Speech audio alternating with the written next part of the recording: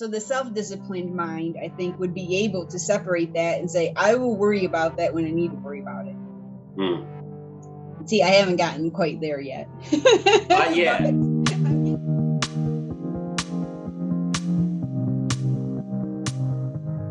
So the third topic is the addiction you have that makes developing self-discipline nearly impossible. And I'm super excited for this because I knew you would be. Amanda's show notes were really good. I knew when you saw the name Joe Dispenza, you were going to be yeah, I'll reference Joe Dispenza a bit in this clip or this episode, whatever. You know what I'm talking about. I'm just going to move on. So I do believe that we are most of the population, probably. I feel pretty safe in saying that most of the population is addicted to stress. And that is the addiction that makes developing self-discipline nearly impossible. And okay, so this is according to Joe Dispenza. So according to him, stress is a state of a mental or emotional strain or tension that occurs when we can't predict the future outcome. So we talked about that. We can't control a situation, or we perceive that we are threatened by something. So I thought about this, and in how it relates to self-discipline is that self-discipline is really the exact opposite of stress, if you think about it. And I guess that goes back to what we were talking about in the previous segment too, of when you are self-disciplined, you actually have more freedom. Because if we are self-disciplined, going back to the definition, we know how to control our feelings, we know how to overcome our weaknesses. So we would not experience stress, because if we go back to it, stress occurs when we can't predict the future outcome and we can't control a situation or we perceive a threat. So we wouldn't experience stress unless there was an actual threat happening to us right now. When there's an actual immediate threat. That's the only time we would experience it. So I'm curious to get your thoughts on my take on that. Yeah, this one was really interesting for me. I had to think a lot on it. Like, I think because in the work that I'm doing now, there is a big discussion or lots of commentary on stress. And, stress can be a good thing. So, there's two sides to it. One is eustress, which is like quite useful, effective stress that kind of gets you out of bed, gets you pumped, and makes sure that you hit milestones that you need to. But then it can, if you allow stress to consume you, can move into distress, can move into burnout, can move into a whole lot of problems for you. So you've got to keep a lid on stress. But right. I think you're right. I think society is built on an obsession with stress. It's the ones that have done well before us have been stressed and busy and non-stop, flat out running around. But again, stress in itself is not a good thing unless you're in control of it. You need to be aware of what's your tipping point that will consume you, I think. And it probably is something that can cancel out self-discipline if it goes too far. So to be self-disciplined is to keep stress in check and allow it to serve you rather than consume you, maybe. Well, I have a little different take on that. Okay. Although I'm not sure exactly what the right word is. So let me see if I can come up with it as I describe it here. So you talked about stress being a motivator, and I understand exactly what you're saying, but I don't think that that's stress. Because if you go back to Dispenza's, where did I have it here? I always have to go back to definitions. So it's based on not being able to predict a future outcome or control a situation or perceive a threat. So you're not doing any of those things. Well, maybe it's that you can't predict the future outcome. But I think a lot of what causes that kind of stress is more that I think it shows that you care about what you're going to do, whatever it is that you're going to do that day. And you care about it enough that you want to do a good job at it and you don't want to disappoint people. I think those are the two big things. You want to.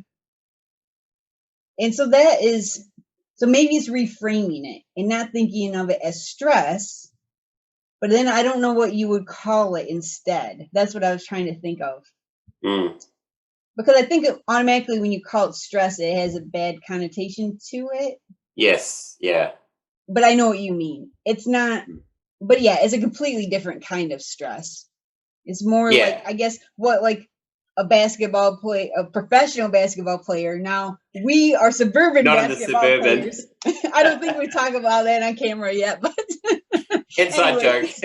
Sorry, people, that's an inside joke. But it's like a professional basketball player would have nerves before a game, but it's not like nerves that are going to necessarily stop him or her from playing a good game. It's more something that's getting pumped up for the game. This has made me think of something. Again, this video from Will Smith. It was a good one. Will Smith again. Woo. I'm just dropping him a lot. No, he was talking about fear.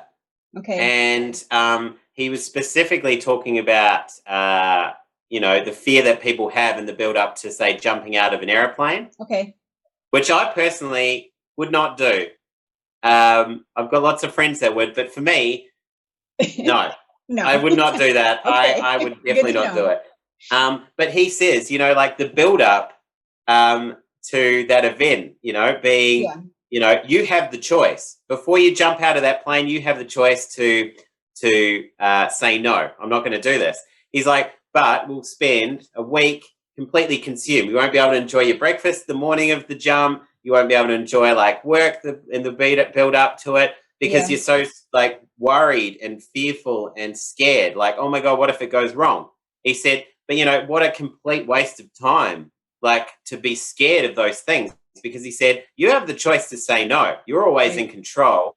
And at the end of the day, like as soon as you jump out of that plane, that fear will probably go because it's happening, you're doing it. And so he was kind of talking about that in relation to self-discipline being like, it was his ability in the industry to push through his fear that so many people are consumed by, to say, I'm not like, fear's still there, but I'm not going to allow it to destroy my enjoyment of life, I guess. Like, in that example, though, I don't think it would change my mind in jumping out of a plane. Sorry, I'm not going to do that. Well, no, but the lead up to it, I think, is the important part.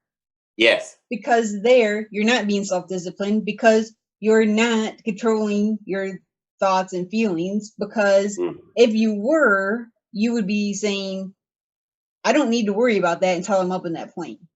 Yeah. Or until that day of. Maybe I don't even go up in the plane. But like 10 days out, I don't have any reason. There's no immediate threat. 10 days out. Or even one day out. There's no immediate threat. I don't need to be worrying about this right now. So the self-disciplined mind, I think, would be able to separate that and say, I will worry about that when I need to worry about it. See, I haven't gotten quite there yet. I'm getting closer, but I'm not quite there yet because I will worry about something days in advance. Yeah, so that's the next part. I don't know how you do that. So sorry, there's some non-practical advice. Yeah, exactly. Well, I don't know that there's advice in there other than just to let people know that they're not the only ones that deal with that, because I think that's a trap that we fall into too, is we feel like everybody around us is so self-disciplined for some reason, like, or I guess we assume like if somebody's achieved something that we haven't, we somehow assume that they're more self-disciplined than us, which probably is not true. Yeah. Like we're creating this story, going back to like Kylie's episode, like we're creating this story about ourselves and about other people. And that's really probably what's leading to the stress. So I think it's not, I don't know that there's any advice to take away other than just know that you're not alone and just to recognize it start trying to recognize it. There was a question I had as well. It was in your notes, and I know you were coming up to it, but just about the chemical side that Joe Dispenza talks about. Can you talk about that as well? Yes. So you may be wondering, how do we get addicted to stress? And it's actually chemical addiction, according to Dispenza, who is a neuroscientist. And obviously, I've heard this from other people, not just him. So I'm sure that there have been plenty of studies that prove this.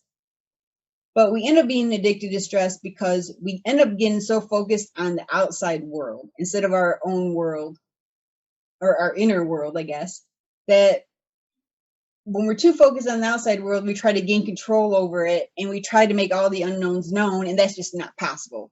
So all of a sudden we have these stress responses, and then our brains will create chemicals. They are cortisol, adrenaline, and norepinephrine are the three main stress chemicals that our brains create, and we actually get addicted to those chemicals.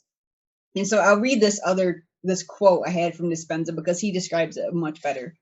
So he said, "We become so conditioned to these chemicals that, like a drug addict, we need the bad job, we need the poor relationship, we need a difficult situation in our life to keep getting that rush of adrenaline, to keep getting that rush of energy." And I can definitely relate to that, and I imagine that you probably can too, to a certain point. Well, it's funny. I do want to hear your take on it, but this just popped in my head.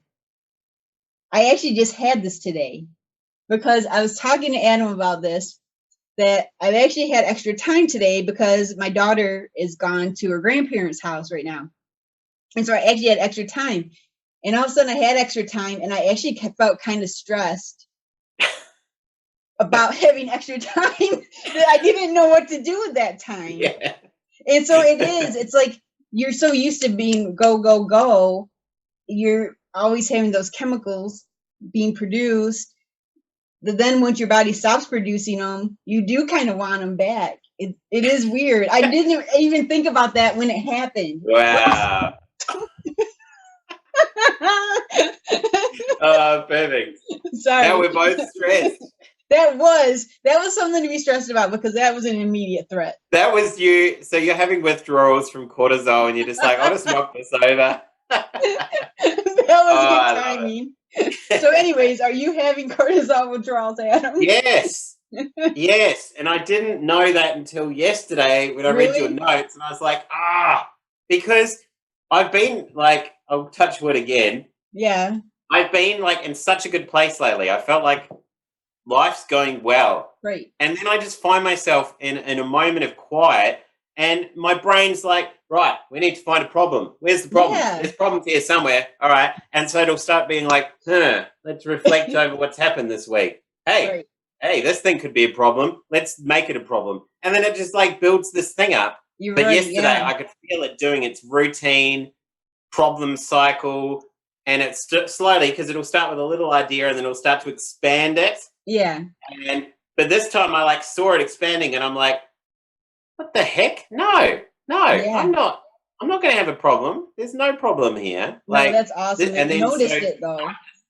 Yeah, I was able to stop it, but then I was able to say, well, okay, how can I now try and change the direction of it to acknowledge that there's something to do there, but it's not a problem. It's something that I can solve. Right. Whereas before I might have got consumed by it. But I hadn't thought about the chemical thing. Yeah. And that was the question I had for you, was like, you know, whether it's, say, our obsession with cortisol or dopamine when it comes to being obsessed with social media, or on a more controversial note, you know, like obviously people talking about mental health issues being a chemical imbalance in the brain. Yeah, right. What are your thoughts on like our ability to control these chemicals? Because that's difficult, right? Well, I think the thought produces the chemical. I think. Well, let me look back at that again. That sounds right. That kind of sounds like what Dispenza was. Well, the stress responses, so this is, again, Dispenza, stress responses create the chemical. So, yes, I think it's the thought that's creating it. So if you first have to figure out how to be self-disciplined over your thoughts, and that's when the chemicals will stop being produced or not produced as much. I'm just going to write this down. This is some good wisdom. But I don't know if it's a chicken and egg thing, or you know what I mean? Like, which came first? Yeah, the chemical or the thought? Right. The chemical or the thought? Can we please make that the title of this video? What came first, the thought or the... Yeah, right. Sorry. The cortisol or the discipline. So we got 30 seconds left here, but Okay. but no, that is a good. But it has to be, so just to kind of end this segment. It has to be from the thought, because you know how they'll show on MRIs or CAT scans or whatever that when you have certain thoughts and feelings, it triggers different parts of your brain. Yes. So I'm thinking those chemicals are only produced in certain parts of your brain. I don't know what those are off the top of my head. So if you have a thought that activates that part of the brain, that's when it's going to produce the chemical, I would say. Yeah. Well, I mean, yeah, I think actually it would be the thoughts. So it comes back to control your thoughts, which is what probably why it's taught by so many people, whether it's, Buddhism or like, I don't know, Joe Dispenza's spirituality / science kind of approach to it, that it is the thoughts, because they do say it triggers parts of your brain. I don't know. I think the amygdala, I don't know if that's the part of your brain that kind of goes, hey, there's a problem, or there's a threat. Yes, it is. But yeah, like that's very interesting. Well, that's nice to know, because reading it, I was a bit worried. I was like, oh, what do I do with these chemicals? But maybe it puts an onus on us that we need to control our thoughts, leading back to what you said about self-discipline. You must be self-disciplined, not just proactive, so you can control your thoughts, stop the chemicals, which will make you stressed, which will then stop you from being self-disciplined. Yeah, maybe. It's a big circle. It's a big circle. But I will say, too, in response, in kind of my concluding thoughts here, and then we could do our formal wrap-up, but in response to the mental health question, I want to be sensitive to that, too. I'm sure that there are people who can't stop producing those chemicals just by changing their thoughts. They're probably, or that part of their brain must be more sensitive to producing those chemicals or something. So it's not like so simple as just for everybody that you just have to control your thoughts. But so I just want to put that out there, that we're not trying to say that, that's the case. But obviously, for probably a lot of people, that's the starting point.